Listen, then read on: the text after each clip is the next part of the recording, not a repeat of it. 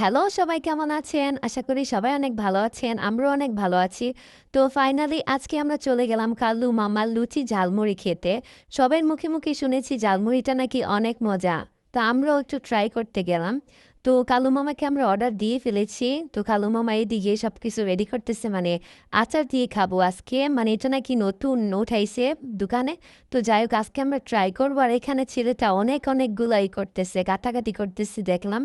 আর কালু মামা অনেক সুন্দর ফুলের বাগান মানে অনেক সুন্দর গাছ লাগাইছে।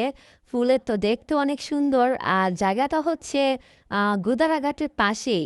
মানে তার দুইটা দোকান দুই পাশে। একটা হচ্ছে এই পার আর একটা হচ্ছে ওই পার।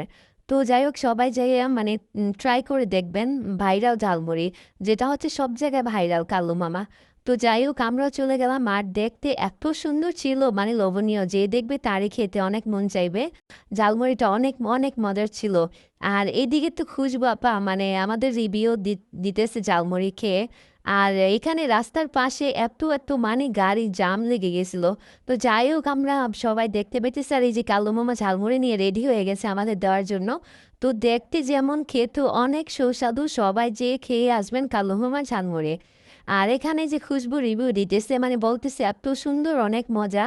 মানে ওর কাছে অনেক ভালো লাগছে, মানে সব লাগে সবার কাছেই ভালো লাগছে।